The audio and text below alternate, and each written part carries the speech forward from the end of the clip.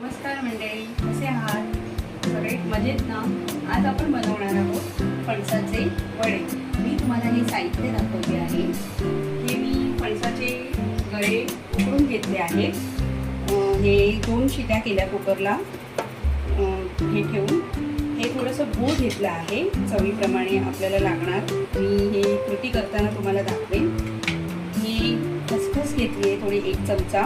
हे मीठ घेतलं आहे आणि हे राजगिऱ्याचं पीठ आहे. हे मी एक बाउलमध्ये घेतलं आहे. अंदाजाप्रमाणे आपण जेव्हा करणार तेव्हा त्या गऱ्याप्रमाणे किती लागेल त्याप्रमाणे मी ते वापरणार आहे. मी तुम्हाला दाखवते. तर हे आपण थोडेसे स्मॅश करून घेणार आहोत. सॉफ्ट झाले पाहिजे ते, थोडे मऊसूत झाले की आपण त्यात गूळ आणि पीठ राजगिऱ्याचं मिक्स करणार आहोत. आता हे मी गूळ जे घेतलं होतं, हे 2 चमचे गूळ आहे. मी थोडंसं म्हणजे पातळसर आहे थोडंसं गूळ.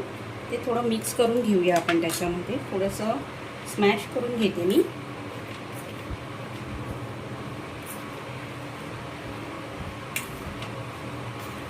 आता हे मी गूळ ह्या गऱ्यामध्ये मिक्स करून घेते. थोडं आपण चवीप्रमाणे मीठ पण घेऊया,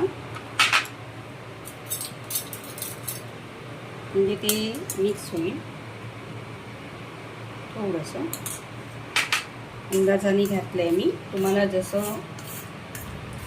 तुम्हाला लागेल त्याप्रमाणे थोडं अंदाजाने घ्या. हे आपण पीठ घालून घेऊया.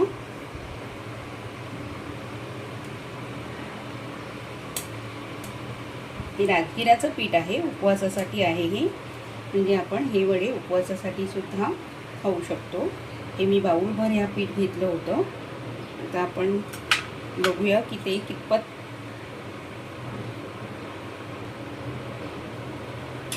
हे असं झालेलं आहे. पण मी अजून थोडं पीठ घेतलं.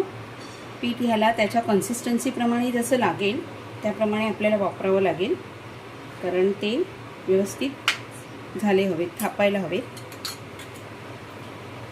आता हे मी असं पीठ मळून घेतलेलं आहे. त्याला जितकं हे, यासाठी मला 2 बाउल पीठ लागलं राजगिऱ्याचं. आणि थोडंसं तेल मी घालते ह्याच्यावर. थोडंसं तेल आपण लावून ठेवूया, जेणेकरून ते थापटताना व्यवस्थित होतील. हे हळदीची पानं घेतली आहेत मी. या हळदीच्या पानात, माझ्याकडे हळदीचं झाड आहे, तर त्याप्रमाणे मी घेतली आहे ही.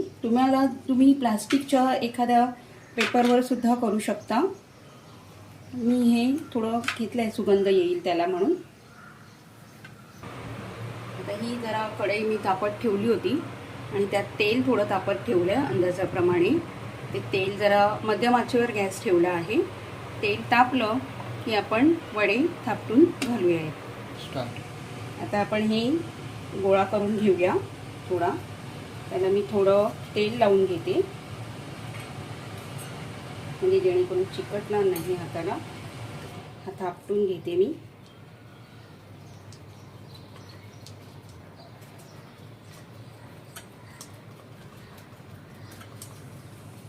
हळदीच्या पानांचा थोडा सुगंध येईल त्याला.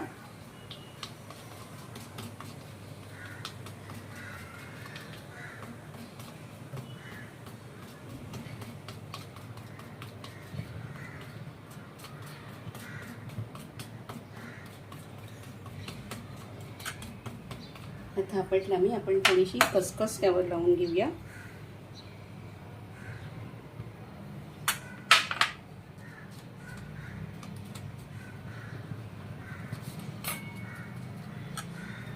आता हा घालूया आपण तळणीसाठी. तेल तापलेलं आहे बऱ्यापैकी.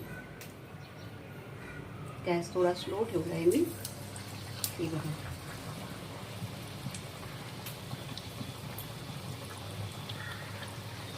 त्याला लगेच परतायचं नाही.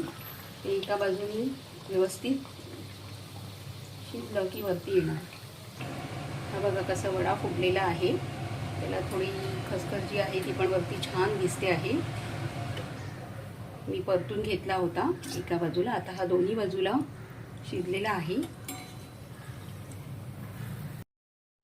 तयार आहेत आपले उपवासाचे फणसाचे वडे. हे मी केले आहेत. तर तुम्हाला जर माझी रेसिपी आवडली असेल तर लाईक करा, शेअर करा, सबस्क्राईब करा. धन्यवाद मंडळी, पुन्हा भेटूया.